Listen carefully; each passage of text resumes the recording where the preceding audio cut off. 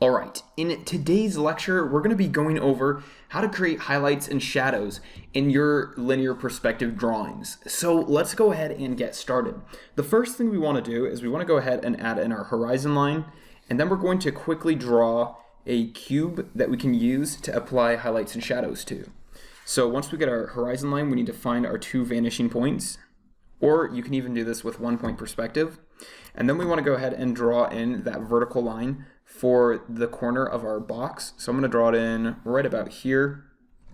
And then I'm going to go ahead and connect those to my vanishing points.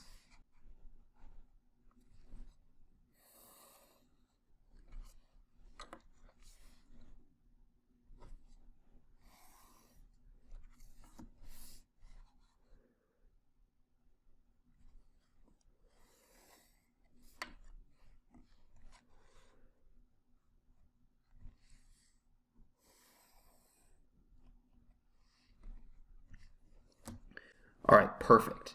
Next, what we want to do is we want to go ahead and add in those horizontal lines for the other edges of our box. So I'll add in one right here, and then I'll add another one here on the other side, like so.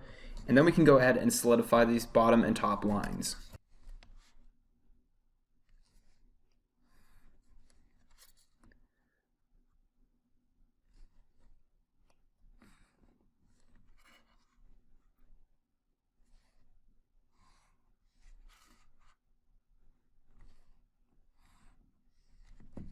Great, so now we have our cube. The next thing we need to do is we need to decide where our light source is coming from. So I'm gonna make my light source coming from up here on this top side. So I'm gonna come all the way up to almost the top of my page and put a little dot there to represent my light source.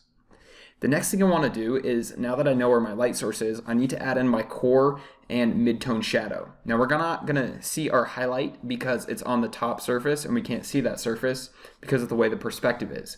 But we are going to see our core and midtone shadow. So our core shadow is going to go on this side of our box because our light source is on the opposite side, and then this side can be our midtone. So let's go ahead and fill those in.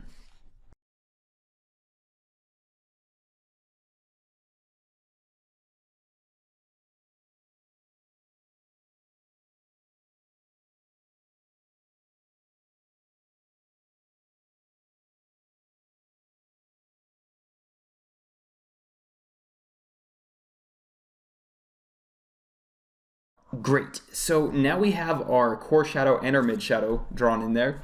The next thing we want to do is we want to add in a cast shadow. Now adding in cast shadows on linear perspective is very interesting. So what we need to do first is we need to go ahead and draw a vertical line coming straight down from our light source. So I'm going to go ahead and line my ruler up with that light source and come straight down, like so, all the way down to my horizon line. And it actually lines up right with that edge of my box.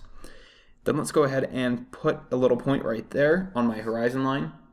And then what we want to do next is we want to go ahead and draw a line from our light source all the way to each one of these top corners. So let's go ahead and do that. So our first one is just going to basically come straight down because it just so happens that our light source is lined up directly with this edge of our